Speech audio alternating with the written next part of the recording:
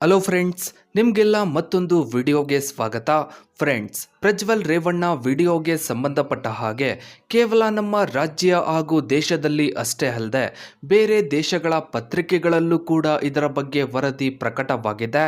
ದೇಶದ ತುಂಬೆಲ್ಲ ಜನರು ಆದಷ್ಟು ಬೇಗ ಪ್ರಜ್ವಲ್ ರೇವಣ್ಣನ ಬಂಧಿಸಿ ಅವನಿಗೆ ತಕ್ಕ ಶಿಕ್ಷೆಯನ್ನು ನೀಡಿ ಅಂತ ಹೋರಾಟ ನಡೆಸ್ತಾ ಇದ್ರೆ, ಕರ್ನಾಟಕದಲ್ಲಿ ಮಾತ್ರ ಪ್ರಜ್ವಲ್ ರೇವಣ್ಣನ ಬಂಧಿಸಬೇಕು ಅನ್ನೋದಕ್ಕಿಂತ ಹೆಚ್ಚಾಗಿ ಈ ವಿಡಿಯೋಗಳನ್ನು ಪೆನ್ಡ್ರೈವ್ಗೆ ಹಾಕಿ ಈ ವಿಡಿಯೋಗಳನ್ನು ಲೀಕ್ ಮಾಡಿದ್ದು ಯಾರು ಅನ್ನೋ ಬಗ್ಗೆ ಹೋರಾಟಗಳು ಹಾಗೆ ಚರ್ಚೆಗಳು ನಡೀತಾ ಇದೆ. ಒಂದು ಕಡೆ ಕುಮಾರಸ್ವಾಮಿ ಅವರು ಈ ಪ್ರಕರಣದ ಹಿಂದೆ ಒಬ್ಬ ಮಹಾನ್ ನಾಯಕ ಇದ್ದಾನೆ, ಅಂದರೆ ಡಿ.ಕೆ. ಶಿವಕುಮಾರ್ ಅವರು ಇದನ್ನೆಲ್ಲ ಮಾಡಿಸ್ತಾ ಇದ್ದಾರೆ ಅಂತ ಹೇಳ್ತಾ ಇದ್ರೆ, ಮತ್ತೊಂದು ಕಡೆ ಡಿ.ಕೆ. ಶಿವಕುಮಾರ್ ಅವರು ಇದಕ್ಕೂ ನನಗೂ ಯಾವುದೇ ಸಂಬಂಧವಿಲ್ಲ, ಎಲ್ಲದಕ್ಕೂ ತನಿಖೆ ಆಗಬೇಕು ಅಂತ ಹೇಳ್ತಾ ಇದ್ದಾರೆ. ಸದ್ಯಕ್ಕಂತೂ ರಾಜ್ಯದಲ್ಲಿ ಪ್ರಜ್ವಲ್ ರೇವಣ್ಣ ಪ್ರಕರಣಕ್ಕಿಂತ ಕುಮಾರಸ್ವಾಮಿ ಹಾಗೆ ಡಿ.ಕೆ. ಶಿವಕುಮಾರ್ ಮಧ್ಯ ಜಿದ್ದಾಜಿದ್ದಿ ನಡೀತಾ ಇರೋದಂತೂ ಸತ್ಯ. ಅಷ್ಟಕ್ಕೂ ಇವರಿಬ್ಬರ ಮಧ್ಯ ಈ ಮಟ್ಟದ ವಾರ್ ನಡೆಯೋದಕ್ಕೆ ಅಸಲಿ ಕಾರಣವೇನು ಗೊತ್ತಾ ಫ್ರೆಂಡ್ಸ್? ಡಿ.ಕೆ. ಶಿವಕುಮಾರ್ ಹಾಗೆ ಕುಮಾರಸ್ವಾಮಿ ಇಬ್ಬರು ಕೂಡ ರಾಜ್ಯ ರಾಜಕೀಯದಲ್ಲಿ ಪವರ್ಫುಲ್ ನಾಯಕರು.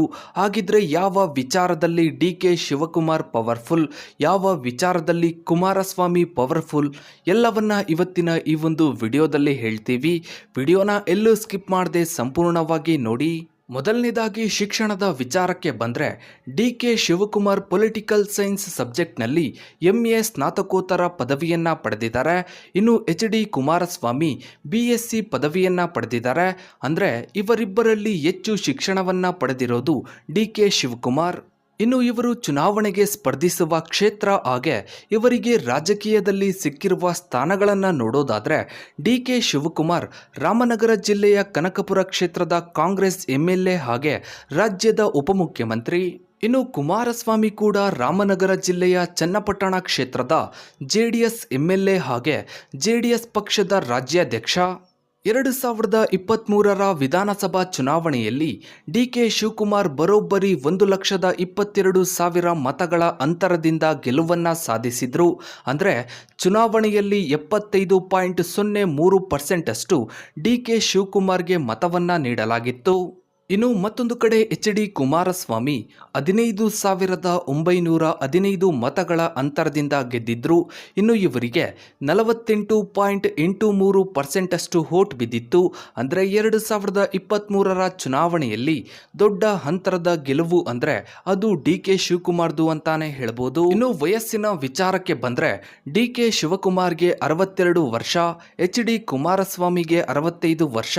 ಇನ್ನು ಚುನಾವಣಾ ಅನುಭವ ಯಾರಿಗೆ ಎಷ್ಟಿದೆ ಅನ್ನೋದನ್ನ ನೋಡೋದಾದ್ರೆ, ಡಿ.ಕೆ. ಶಿವಕುಮಾರ್ 1985ರಿಂದ ಚುನಾವಣಾ ರಾಜಕೀಯದಲ್ಲಿ ಇದ್ದಾರೆ.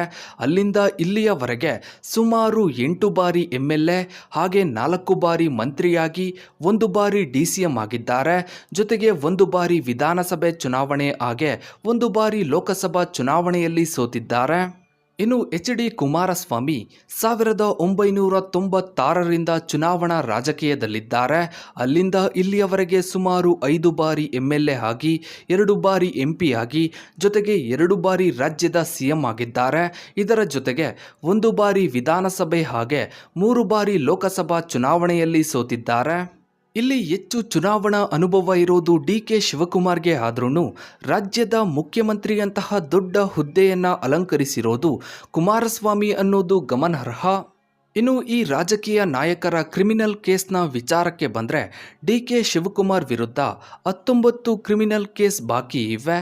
ಇನ್ನು H.D. ಕುಮಾರಸ್ವಾಮಿ ವಿರುದ್ಧ 3 ಕ್ರಿಮಿನಲ್ ಕೇಸ್ ಬಾಕಿ ಇವೆ. ಇನ್ನು ಇವರ ಕುಟುಂಬದ ವಿಚಾರಕ್ಕೆ ಬಂದರೆ, ಡಿ.ಕೆ. ಶಿವಕುಮಾರ್ ಪತ್ನಿಯ ಹೆಸರು ಉಷಾ, ಇವರಿಗೆ ಐಶ್ವರ್ಯ, ಆಭರಣ ಹಾಗೆ ಆಕಾಶ್ ಎಂಬ 3 ಮಕ್ಕಳಿದ್ದಾರೆ. ಇನ್ನು ಕುಮಾರಸ್ವಾಮಿ ಪತ್ನಿಯ ಹೆಸರು ಅನಿತಾ, ಇವರಿಗೆ ನಿಖಿಲ್ ಎಂಬ ಮಗನಿದ್ದಾನೆ. ಇನ್ನು ಇದರ ಜೊತೆಗೆ ನಟಿ ರಾಧಿಕಾ ಕೂಡ ಕುಮಾರಸ್ವಾಮಿಯವರ 2ನೇ ಪತ್ನಿ, ಇವರಿಬ್ಬರಿಗೂ ಕೂಡ ಒಬ್ಬಳು ಮಗಳಿದ್ದಾಳೆ.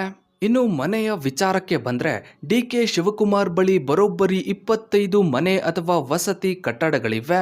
ಇವುಗಳ ಒಟ್ಟು ಮೌಲ್ಯ 85 ಕೋಟಿ. ಇನ್ನು ಎಚ್ ಡಿ ಕುಮಾರಸ್ವಾಮಿ ಬಳಿ ಒಂದು ಮನೆ ಇದೆ, ಇದರ ಮೌಲ್ಯ 6.46 ಕೋಟಿ. ಇನ್ನು ಡಿ ಕೆ ಶಿವಕುಮಾರ್ ಬಳಿ 126 ಎಕರೆ ಕೃಷಿ ಜಮೀನಿದೆ, ಇದರ ಒಟ್ಟು ಮೌಲ್ಯ 30 ಕೋಟಿ. ಇನ್ನು ಎಚ್ ಡಿ ಕುಮಾರಸ್ವಾಮಿ ಬಳಿ 102 ಎಕರೆ ಕೃಷಿ ಜಮೀನಿದೆ, ಇದರ ಮೌಲ್ಯ 65 ಕೋಟಿ.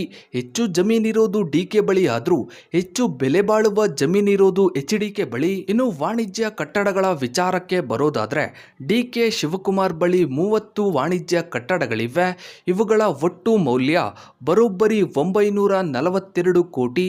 ಇದರಲ್ಲಿ ಬೆಂಗಳೂರಿನ 852 ಕೋಟಿಯ ಗ್ಲೋಬಲ್ ಮಾಲ್ ಕೂಡ ಸೇರಿದೆ.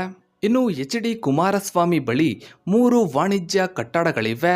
ಇವುಗಳ ಒಟ್ಟು ಮೌಲ್ಯ 42 ಕೋಟಿ. ಒಟ್ಟಾರೆಯಾಗಿ ಡಿ ಕೆ ಶಿವಕುಮಾರ್ ತಮ್ಮ ಕುಟುಂಬದ ಆಸ್ತಿ 1413 ಕೋಟಿ ಅಂತ ಘೋಷಿಸಿಕೊಂಡಿದ್ದಾರೆ. ಇನ್ನು ಎಚ್ ಡಿ ಕುಮಾರಸ್ವಾಮಿ 217 ಕೋಟಿ ತಮ್ಮ ಕುಟುಂಬದ ಒಟ್ಟು ಆಸ್ತಿ ಅಂತ ಘೋಷಿಸಿಕೊಂಡಿದ್ದಾರೆ. ಡಿ ಕೆ ಶಿವಕುಮಾರ್ ವಾರ್ಷಿಕ ಆದಾಯ 14.24 ಕೋಟಿ, ಅಂದ್ರೆ ತಿಂಗಳಿಗೆ 1.18 ಕೋಟಿ, ದಿನಕ್ಕೆ 4 ಲಕ್ಷ.